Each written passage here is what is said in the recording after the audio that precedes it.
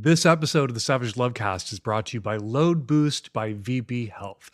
Load Boost is a supplement designed to improve the taste, the volume, and the overall health of your semen. If you're already putting in the work, why not make your performance unforgettable? Made in the USA, NSF certified, and produced in an FDA-registered facility, thousands of guys across 50 states and 45 countries swear by Load Boost. If you want bigger finishes and better reviews from your audiences, if you want better taste, better mouthfeel, go to loadboost.com today and use code SAVAGE for 10% off, or click the link in this week's episode description. That's loadboost.com and use offer code SAVAGE. You're listening to the Savage Lovecast, Dan Savage's sex and relationship show for grown-ups. If you're under 18, get out of here, youngin'. If you're stuck in a relationship quandary, or if you're looking for sexual harmony, well, there's nothing you can't ask on the Savage Lovecast. People are always asking me, sometimes big burly men with tears in their eyes ask me, Dan, what am I supposed to do with this old dildo? The kind of person who owns a dildo and cares about my dildo opinions and dildo hot takes and dildo best practices, typically an environmentally conscious lefty who doesn't want to throw things into landfills. Unfortunately, it's not easy to recycle a dildo, or even really possible to recycle a dildo. Someone tried to start a sex toy recycling business a few years ago, quickly went under because there's no money in that banana stand. And recycling, generally, I just gotta say, is a scam, a lie designed to make the consumer feel like we, as individuals, we're responsible for solving the problems of overpackaging and single-use plastics, and we could solve these problems by sorting these things into the right bins, when the problem with the waste stream can really only be solved upstream of the consumer, not downstream. And dildos can't really be rehomed, even quality ones. You can sterilize a silicone dildo, you can boil it or run it through the dishwasher, but most people don't want to rescue, not when it comes to dildos. And dildos, unless you're getting them from a trusted supplier, a trusted source like Smitten Kitten in Minneapolis that deserves your business, go to Smitten Kitten online right now and order something. I just did.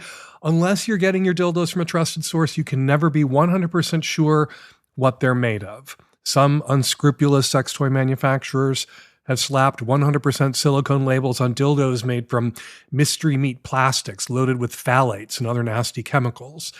And often, the dildo a person wants to throw away or get rid of without putting it into a landfill, it's that person's first dildo, which was, because they were poor or they underestimated how much they were going to love dildos, a cheap mystery meat dildo that they bought and used, hopefully with a latex condom on it, more than once, so not a single-use plastic. And now they're ready to replace it with something quality. So, what are we supposed to do with our old dildos? Or to borrow a phrase from Davis on Blue Sky, what are we supposed to do with our expired dicks? We now have an answer to that question thanks to the good people of Minnesota, who are not only showing us every day how to resist Trump and fight ICE, they're showing us now how to best dispose of our old dildos, how to get rid of those expired dicks, throw them at cars with ICE agents in them. Podcasting isn't a visual medium. You can't see what I see, but right now I am looking at, and my soul is being restored by, pictures and videos of dildos in flight. We will post links to those photos and news stories and videos in our show notes. These pictures that I'm looking at right now were taken over the weekend at protests outside the Bishop Henry Whipple Federal Building in downtown Minneapolis. Protests held to mark the one-month anniversary of the cold-blooded murder of Renee Good by ICE agents in Minneapolis. And protesters at this protest are pelting cars with ICE officers in them and pelting sheriffs sent to protect ICE officers from the community when it's really the community that needs to be protected from ICE officers. They are pelting those cars with those agents and those sheriffs in them with dildos.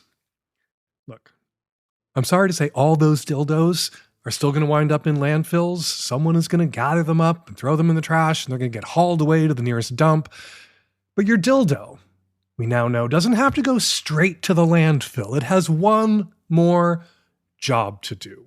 If I were a dildo, if I'd spent most of my life inside, in the dark of a warehouse, in the dark of a cardboard package, in the dark of a dresser drawer, in the dark insides of a butt or a pussy, if I was a dildo and it was my time, I can't think of a better and more joyful way to go than flying through the air in the sunlight of a crisp Minnesota winter morning and doing what I've always done best, pounding some asshole who deserves it. 50 people were arrested at Operation Dildo Blitz this weekend. The people chanting, "Eat a dick," while they threw dildos at cars with ICE agents in them. And what I want to say to them, what I want to say to everyone at the protests in Minnesota, what I've said to every dildo I've sent to a landfill myself, thank you.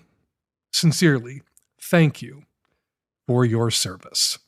All right, coming up on today's show, we asked you to submit your gnarliest breakup stories, and our inbox got ugly. We handpicked our favorites. We will play them at the beginning of the show. Don't worry, we're not going to dedicate the entire show to sad breakup stories. There are 6 on the Magnum, 3 on the Micro. These are there, but for the grace of God, stories for the partnered, and I may be alone this Valentine's Day, but I am not alone in being alone, stories for the single. Happy Valentine's Day to all who celebrate solo or partnered.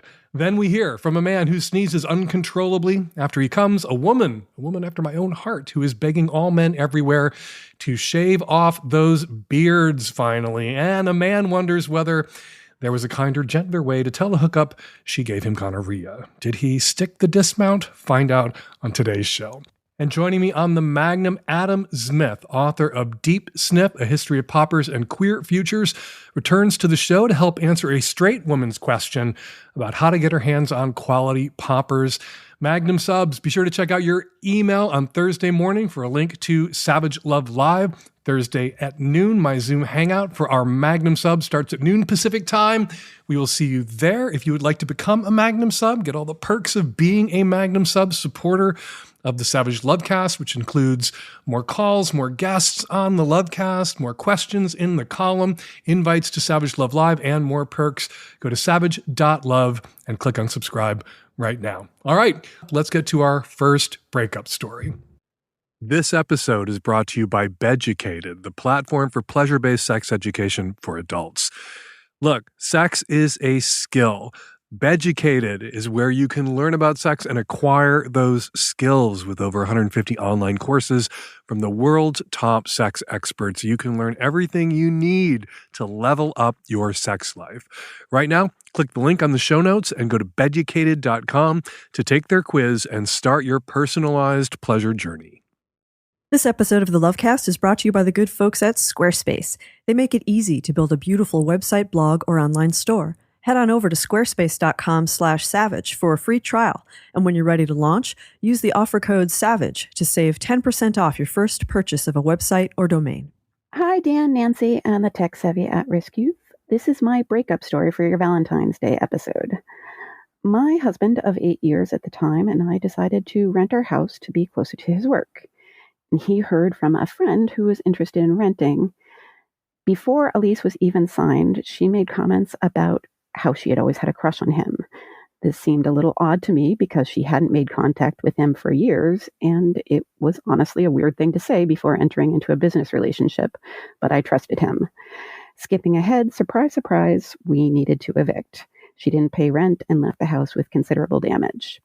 At the time, I was working 2 jobs to keep us afloat and maxing out my credit cards to pay for home repairs, etc. My husband seemed to turn from Dr. Jekyll to Mr. Hyde. Then I got a text from our tenant's ex-husband saying that she was bragging about how my ex-husband was giving her gifts and clearly in love with her. I confronted him about this. He was angry, not at me or the ex-husband, but his friend for sharing their private conversations. Skip ahead, about a month after the eviction, one night I rolled over in bed and my husband said, "Ow," when I grazed his leg. I asked him what was wrong and he told me that he had recently got a tattoo and it was sore where I touched him. I asked if I could see the tattoo and he refused. It was only days later that he had revealed that he had gotten our now former tenant's initials in a heart permanently inked on his calf. That was when I took off my wedding ring and spent the night crying in our guest room. We continued therapy and lived as roommates for over a year, for financial reasons primarily. Finally, I went to him and said I needed to open the marriage to stay married and stay sane. He reluctantly agreed to this, but it soon became apparent that a married woman looking for NSA sex got a lot more attention than a married man, and he started to resent me even more. I continued to support my husband emotionally and financially, but was regularly escaping our home to have sex with other men, sometimes knowing that I was only doing so in return for a safe place to stay for the night that they agreed to pay for. This went on for well over a year until my husband met the person who is now his wife. I'm sure many listening will be thinking how stupid we both were, and I don't agree in many respects. But honestly, I still can't say there's much I could have done differently, let alone anything I would do differently. Along the way, I not only discovered a sexual freedom that I never would have expected, I also made good friends that I'm incredibly grateful for. And Dan, your words of advice served me well so often, and for that, I really wanted to say thank you. Happy Valentine's. But I trusted him. How many sad breakup stories have that expression or phrase, that utterance buried deep in the narrative? But I trusted him. Yeah, you trusted this guy not to get some other woman's initials tattooed on his leg. That seems pretty baseline. That seems like something you should be able to trust a guy that you are married to not to do. This is a classic case of someone who wants out, forcing you to dump them so that they can play the victim. You ended the marriage. You left them. You took your wedding ring off. And so they get to go and complain to your mutuals that you broke their heart, that you abandoned them, that you left them. And I'm sure in his retelling of the story, he omits the part about getting his deadbeat former tenant's initials tattooed on his leg inside a heart without first checking with his wife whether that would be okay or not. And obviously it would not be okay. I'm really glad that you had that year of openness. You had those sexual adventures. Some people think when you have a come springa or a slutty phase that's not going to bring anything good or lasting into your life. And you are an example of someone that brought something good and lasting into your life. You made some wonderful friends during that year of living not dangerously, but living sexually. I'm glad you had that year. I'm glad you're rid of this man. Dying to know if the person he's married to now is the same person whose initials he got tattooed on his leg, but I kind of doubt it. Which means he's divorced, not as marketable sexually as you are. So much easier for women to find dick than men to find pussy. And he has to explain that tattoo and its backstory to every woman he ever dates in the future. Hey Dan, Nancy, the tech-savvy at-risk youth. Many years ago, I found out about my ex cheating on me when he came to me because he had to go to another city because he had to take the woman he was been fucking for a year to have a late first-term abortion because they couldn't do it in the city that we lived. Oh my God. Fuck that guy. You hear about secret second families. This was the secret almost second family, but they got the abortion. So not secret second family, just secret other girlfriend. What a horrible way to find out that your partner has been cheating on you for a fucking year.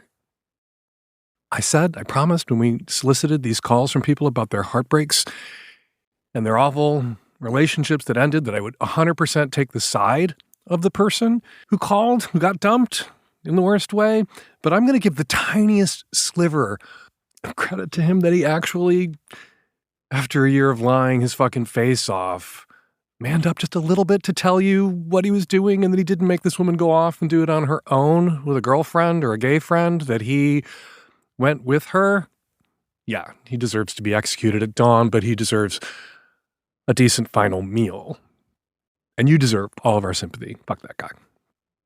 Hi, Dan. When I was 19 with my first girlfriend, I decided for her birthday, since she is a massive Dan Savage fan, that I would have Dan call her to wish her a happy birthday, which he did, which was great. Thank you so much.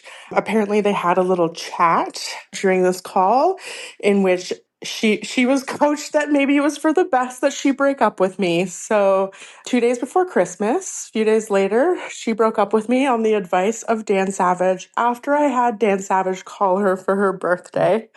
So I think that was the worst one. The good news is 16 years later, we are still friends.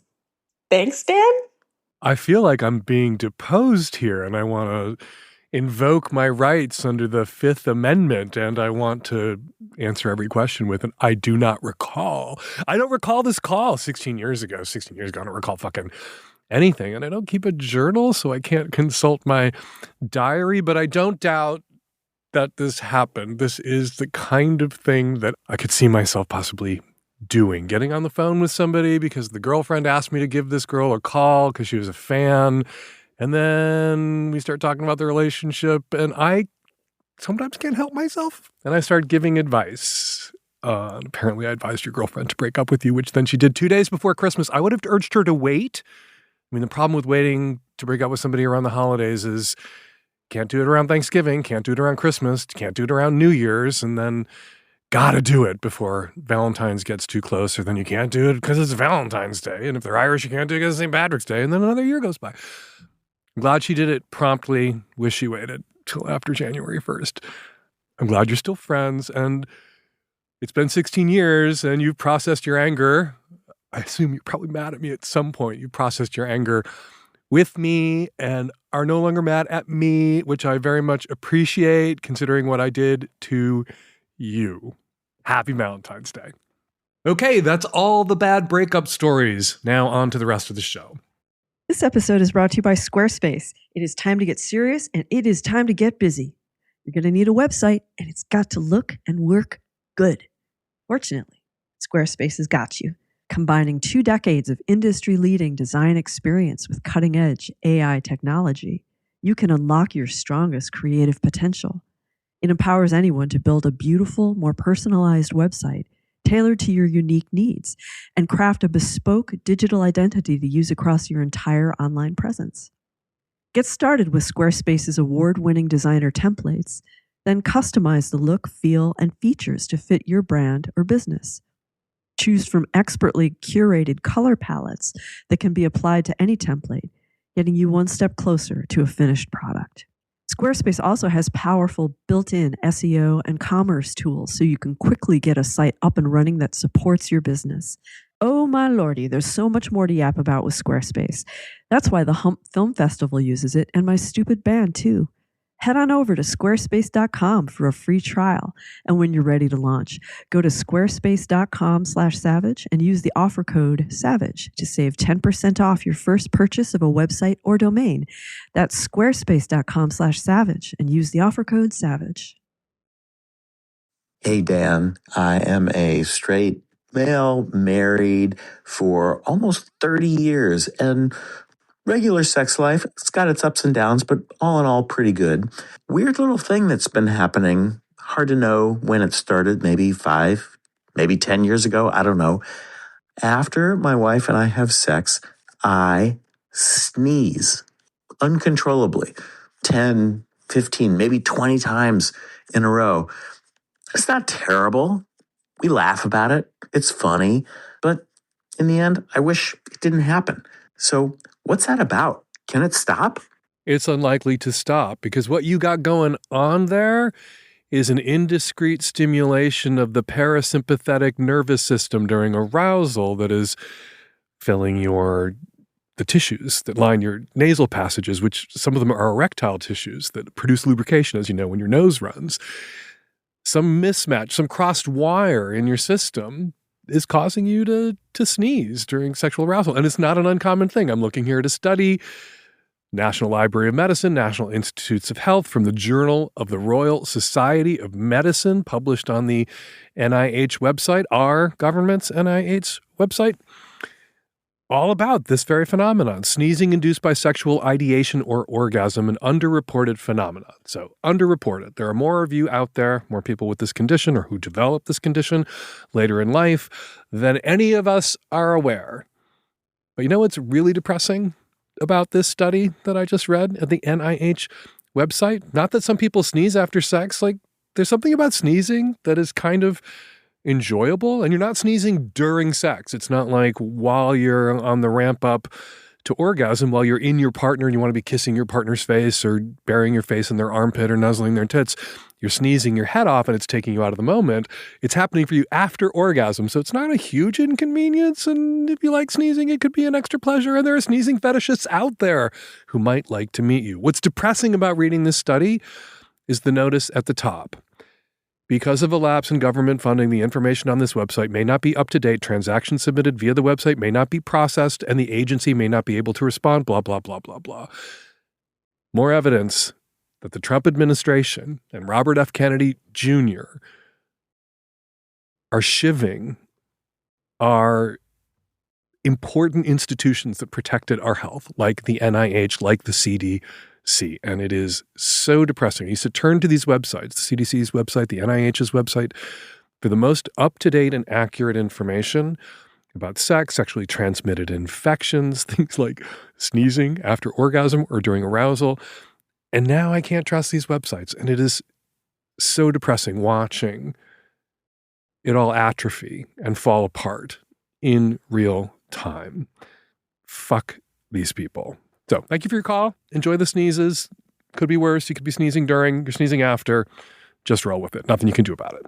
And you might want to listen to After Action Report number 4 from November 14th, where I spoke with a woman who has a sneezing fetish.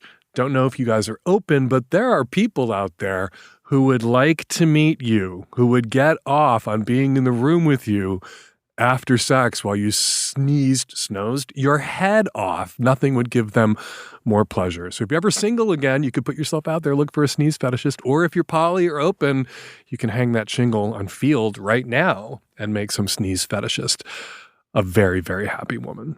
Being a good lover is both an art and a skill, and you can always get better at it.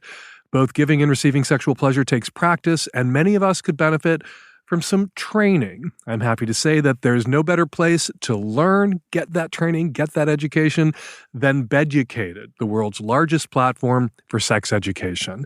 If you're going to learn anything, why not learn it from the masters? Beducated brings pleasure-based sex education right to your bedroom from the world's top sex experts. They offer 150-plus expert-led courses on everything from G-spot orgasms to tips and tricks for better oral techniques. Here are just a few of the classes they offer.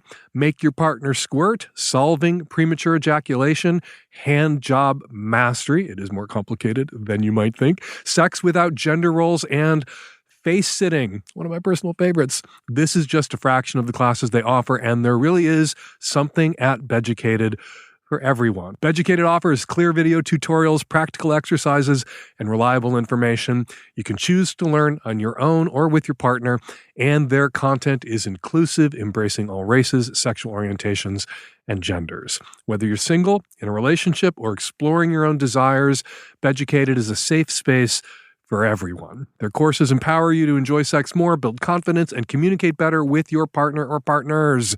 And if you and your partner are together and you're still in love, but the sex is kind of flatlining, Beducated is a great way to get back on track, to bring that spark back, to reignite your sex life. Beducated has an awesome quiz that takes only 5 minutes and will recommend a personalized roadmap to sexual happiness just for you. No guessing. Right now, click the link in the show notes and go to beducated.com to kick off your personal pleasure journey. Hey, Dan. This dilemma for me is regarding a dear friend of mine. My friend is married, recently married to her long-term partner back in October, and her partner are in an open relationship. They both have other partners outside of their marriage. And my friend's boyfriend, who she's had a couple months now, she met at the club. She is a dancer, so they met at the strip club. He's quite a bit older than her, and he's married, and he is not in an open relationship. So he, for whatever reason, is cheating on his wife with my friend. And when she first told me about this, she kind of told me in a way that felt like the doors were open for, I guess, my opinion. It definitely felt like she was looking for validation or approval. And at that time, I was like, if this just kind of seems like a fling, and I feel like you're covering your bases in your world, and that's great. You don't have a responsibility to cover his bases in his world. And if that's the way that he's choosing to be in his relationship with his wife, then that's his choice. Since then, they've gotten much more serious. Even at one point, she had expressed to me feeling like she wanted to break up with him because it was going against her integrity and she was feeling guilty about being the other woman. Anyway, long story short, her birthday is coming up and her and her boyfriend did not break up. And in fact, they've gotten more serious. And for her birthday, she wants to go to dinner with her husband, her boyfriend, and 2 of her friends. So she wants me, along with one other person, to meet her boyfriend. And she's expressed feeling nervous about that. Part of that is she brought up to me that she actually feels like I'm more judgy than I originally portrayed about their situation. And I guess maybe some judgment has come out, and mostly it's me being protective of her. Like, who is this older guy that I now have labeled as schmucky, who has met my amazing friend at a strip club and cheats on his wife with her, and who's to say he's telling her the truth? Anyways, my question is, how do I go to this dinner with an open mind? It feels like she wants my approval, and I already have kind of labeled him as schmucky.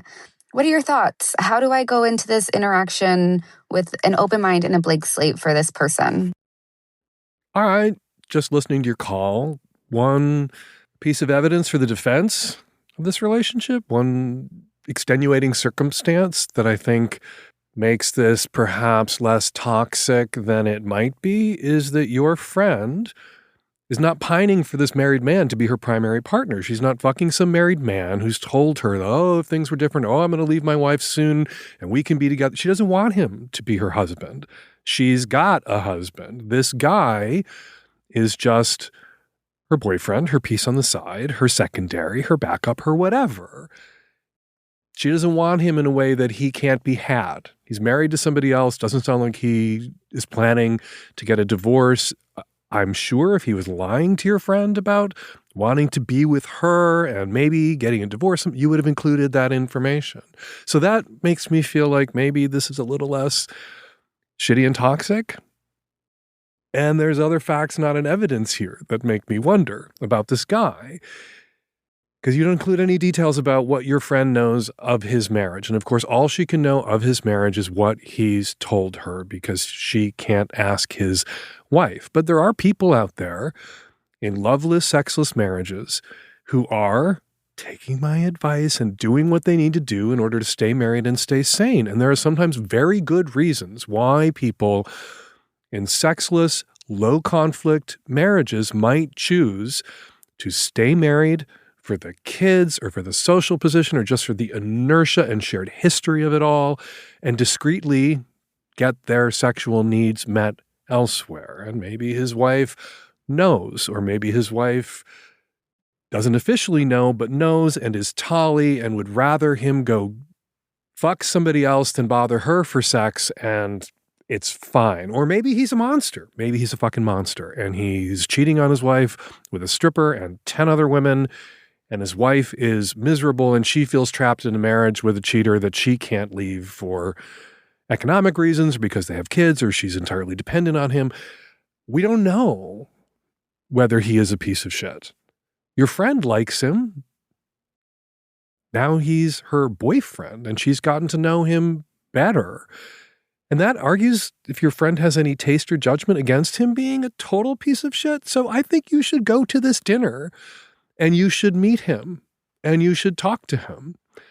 When I have spoken about relationships with significant age gaps, and there's a significant age gap here. You say this man is much older. My take, my advice to all involved or all implicated or all who witness is that the older partner in a significant age gap relationship, that relationship should come in for a higher degree of scrutiny. And the older partner should welcome that scrutiny.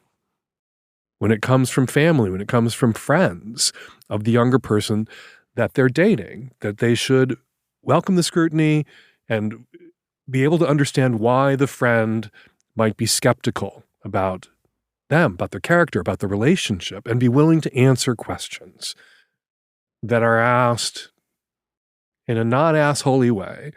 So go to dinner and then meet this guy and ask him some pointed questions. Like, ask him why the girlfriend on the side, why the wife doesn't know, why he isn't practicing as the rest of you are ethical non-monogamy, and then give him a hearing. There are, again, circumstances that people in marriages may find themselves in where cheating is the least worst option for all involved, including the person being cheated on. And as my fave, Esther Perel, says, and I've constantly tried to remind people, the victim of the affair is not always the victim of the marriage. So go in with an open mind and meet this guy. And if what you hear makes you feel a little bit better about what your friend is doing in seeing this guy, okay, then you'll feel a little bit better about it.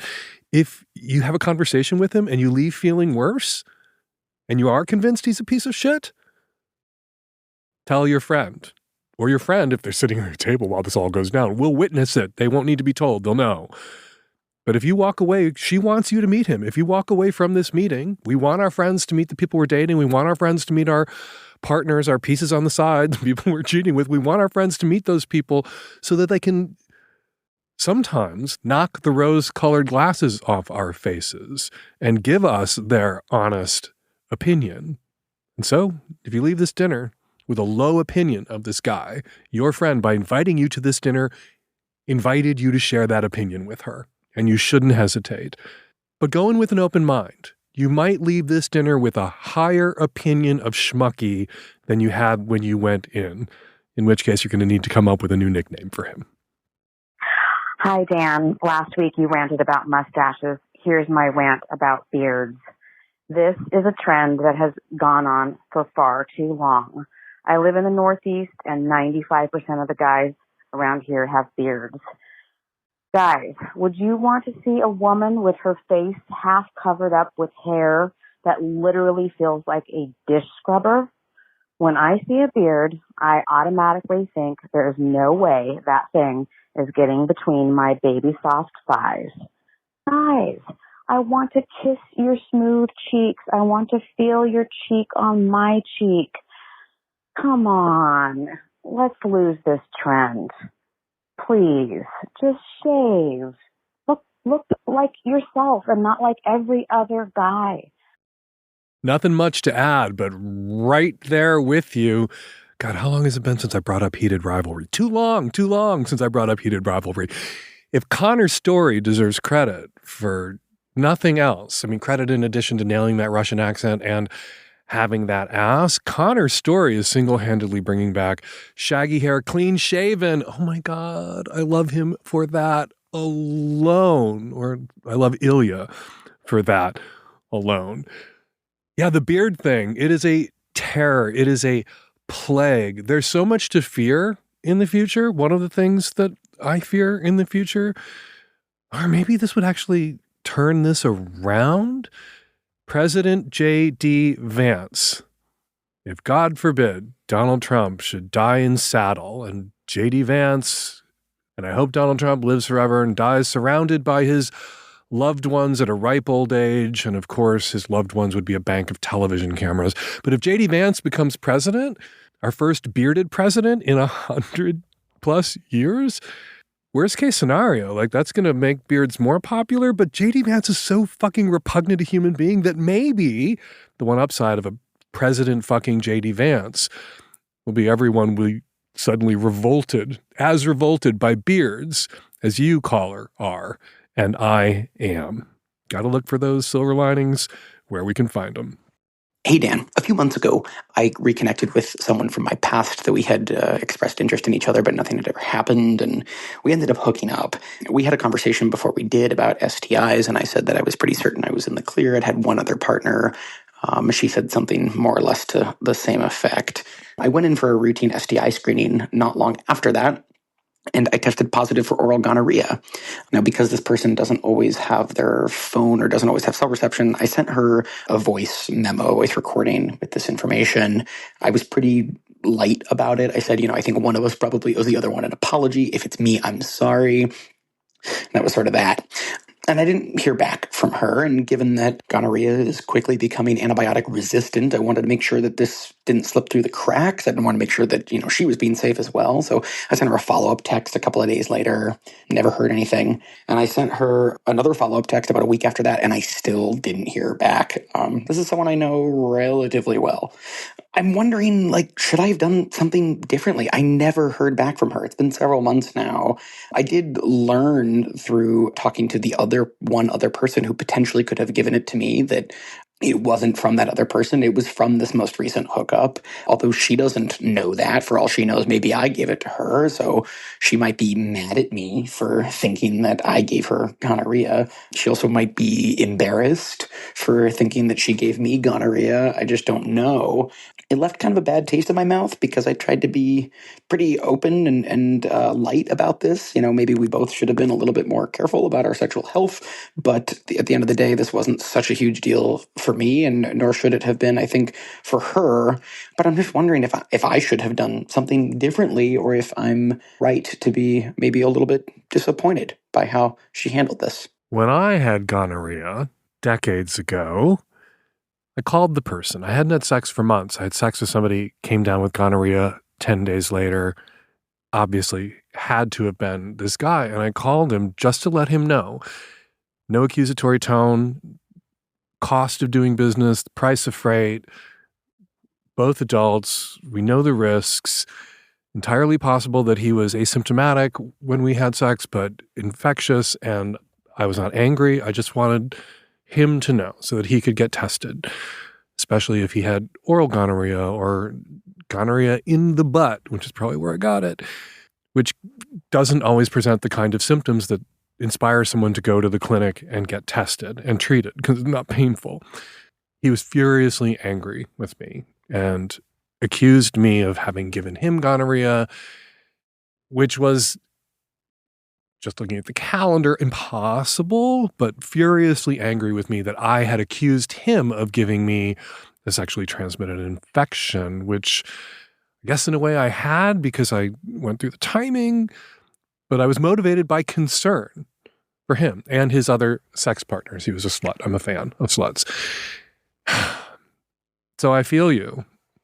That said, opening with one of us owes the other an apology is to kind of put a spin on doing the right thing here that seems a little accusatory.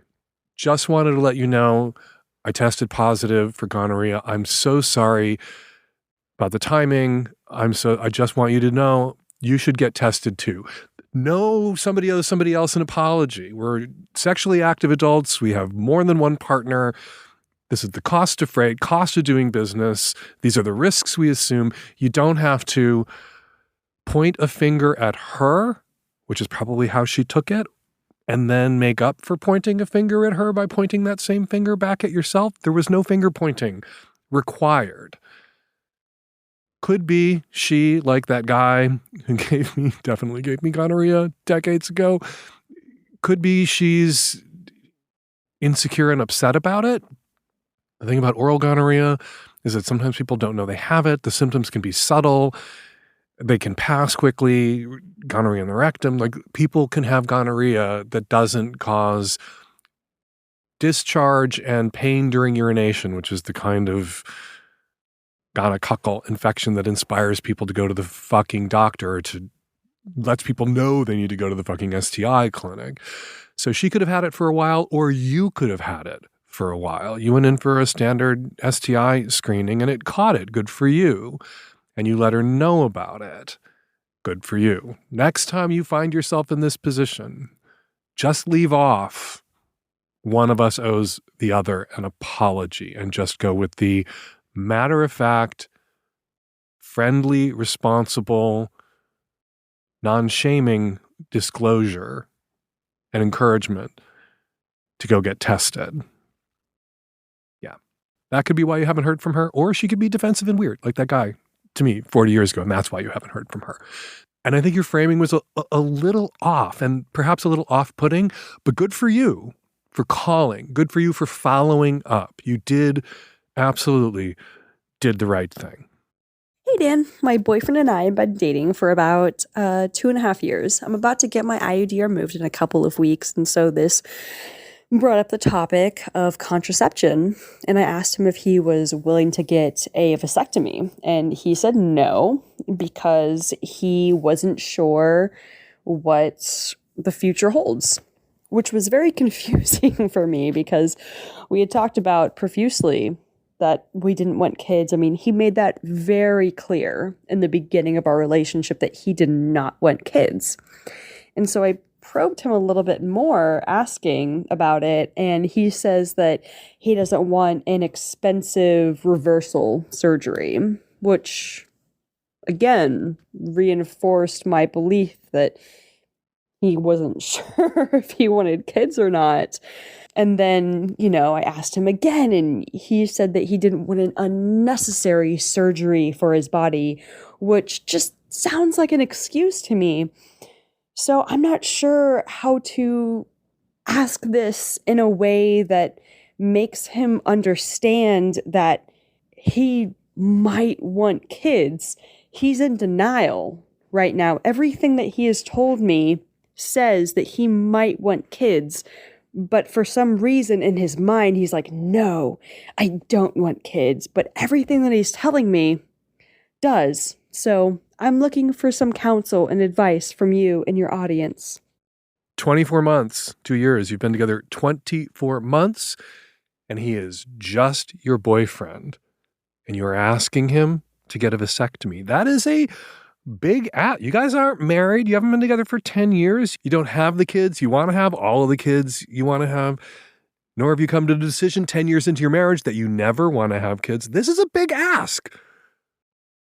24 months in, when you're just boyfriend and girlfriend and not committed life partners, at least in theory, committed for life. Big ask for him to alter his body in this way. He may not know whether he wants kids for sure right now or ever. And reversing a vasectomy is complicated. And there are potential long-term side effects from vasectomy that people like to dismiss, but they are fucking real in a certain small percentage of cases. Lifelong ball pain is a side effect of a vasectomy. There's a lot he has to think about here, including whether he wants kids someday with you, or whether he's decided that maybe you aren't who he wants to have kids with, but he might want to have kids someday with somebody, just not you, and wants to preserve his reproductive capacity, his fertility. Setting all that aside, 24 months in, you don't get to tell somebody to surgically alter your body. This is an apples to oranges comparison. I realize it's a much more invasive procedure with a higher complication rate and longer recovery. But if he came to you and said, hey, girlfriend that I haven't married, that I'm not committed to, I think you should get your tubes tied for my convenience, so I don't have to get you would laugh him out of the room, if not the relationship. And again, vasectomy is a much less invasive procedure with a much shorter recovery time and a much lower complication rate than getting your tubes tied, than a woman getting her tubes tied. But still, I think it's a valid comparison. Sometimes you can compare an apple to an orange. They're both spherical. So condoms for you guys. You want to go off hormonal birth control, you want to take out that IUD. Until you're committed, until he's sure about what he wants to do, whether you guys want to have kids, condoms and anal. All right, time for listener feedback. First up, a few comments listeners left in the comment thread under last week's show. Says Dimples and Dumples, how did we have a discussion about good sex scenes without any mention of Bridgerton? Similar to Heated Rivalry in that they were based on romance novels and have some really good sexy scenes. Fair point. Dimples and Dumples, my bias for hot guys in hockey gear over hot guys in Regency breeches might have been showing there.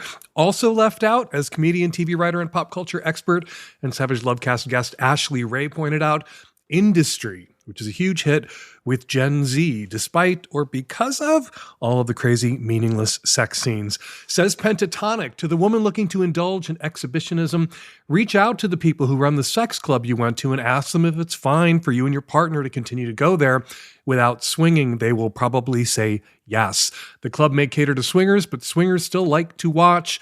And who knows, maybe one day you'll find someone at the club who catches your eye. Others pointed out that you don't even have to ask. Lots of people go to sex clubs and swingers clubs with their partners just to be watched, but you will, if you go, have to tell. You will have to tell people that you were just there to see and be seen. Says Kendra Holiday, for the person wanting to learn how to top, how to dom, please look up Midori. I've taken a few of her classes. She is amazing. Kendra, I agree. She is. That's why we've had Midori on the show in the past. It's been too long. We will reach back out to Midori and invite her on the next time we get a Dom sub question. M. King also recommended Midori for Dom coaching, as well as Demina Chai. You can find Midori at planetmidori.com and Demina Chai at DeminaChaiPhD.com. All right, time to take my lumps. Some listeners took exception to my use of woke scolds in last week's intro. No cute name, spoke for the prosecution. But I think we need to take woke back. It doesn't belong to the right. And we, on the left, need to distinguish between being woke, good, being a woke scold, bad, and being dark woke, amazing, the best. But I will walk back my use of Puritans with purple hair, which I also said at the top of last week's show. I don't like Puritans, regardless of their hair color. And full disclosure, my gym crush right now has a shaggy purple mohawk, a moppy, floppy, muppety purple mohawk. And just in case he's a listener, I wasn't talking about you. Pretty sure context clues that you are no Puritan. And please don't change a thing about your hair. It is perfect. All right, something you want to say about something I said on this week's show? Go to savage.love and say it in the comment thread under this week's show. And now, Savage Love listeners who left voicemails on our answering machine about last week's show get to have the last word, as they always do, on this week's show. Hey, Dan, I'm a longtime Magnum sub and also the girlfriend of the caller in episode 1004 who has the 12-year-old miniature pinchers. I agree with my girlfriend's description of her dogs as anxious, intrusive, and literal ankle biters. I tried so hard to form a bond with these dogs over the past year, but ultimately I failed miserably. Anxiety medication made little difference, and trainers we contacted said they were too old for meaningful improvement. One dog is medically complex and requires injections around the clock. They both are in diapers since one dog has indoor accidents and the other is fully, frankly, incontinent. All this is to say that besides the fact that they were already kicked out of dog daycare for behavior issues, finding regular sitters who can handle them and give us a break wasn't realistic. Their care now falls entirely to my girlfriend, who has increasingly structured her life around them. And Dan, I think the sick dog has a year or so more on this earth before he dies, but the other one is healthy as a horse. Apparently, miniature pinchers have long lifespans, so this could go on for years. After some time, I realized that my dislike of these dogs, which, judging from her call, I clearly do not hide well, was keeping my girlfriend from enjoying the limited time she has left with her pets. I also realized that having these dogs dictate my daily schedule and greatly limit my ability to leave the house or travel was causing a lot of resentment on my end. So we talked about it. We met and came up with a plan together for a kind breakup that, in short, respects the campsite rule. It hurts a lot, but honestly, this approach feels healthy as fuck. My hope is that my now ex-girlfriend can focus on and enjoy her pets. If she doesn't find another min pin enthusiast to date, maybe we'll circle back in a few years and see where things go. So thanks, Dan, for your input in our lesbian dog drama. Hey, Dan, calling in response to the Proof is in the Pudding episode, the caller who asked what you thought of calling a butt a pussy. I really liked your response, but I thought you kind of missed the mark that it's not just that gay male culture has become less misogynistic. It's just that culture, period, has become less misogynistic. I feel that pussies have only been lit for like 15 years, maybe.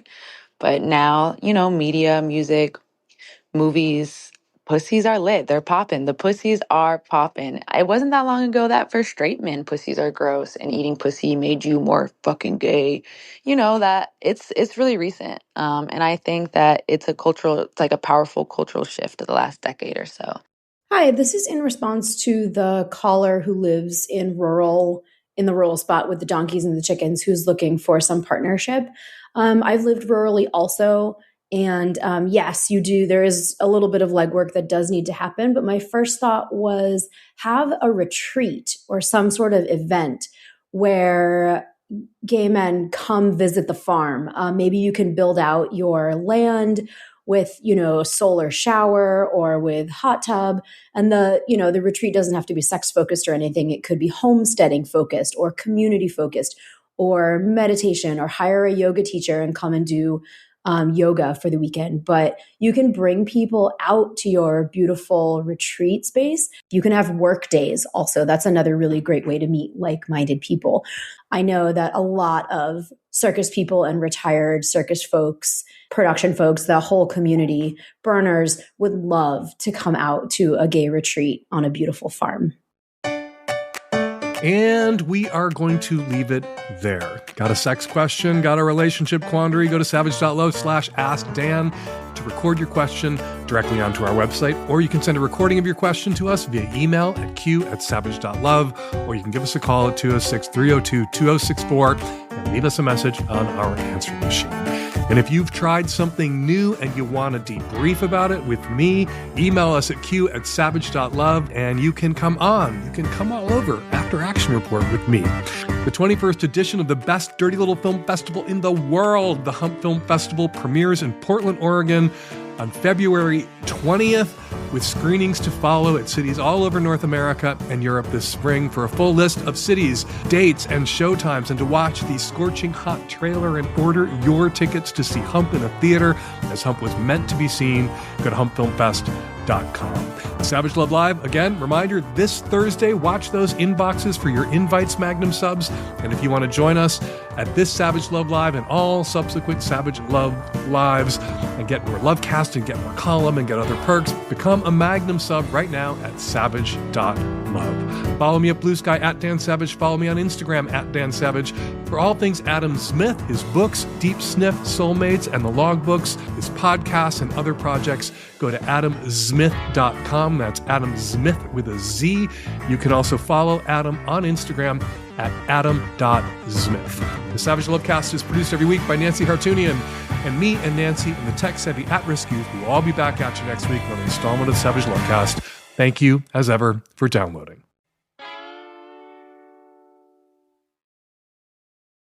After Action Report is sponsored by Load Boost by VB Health, a scientifically backed supplement designed to improve sperm health, prostate function, and overall experience. Head to loadboost.com and use my exclusive code SAVAGE to get 10% off, or click the link in the episode description.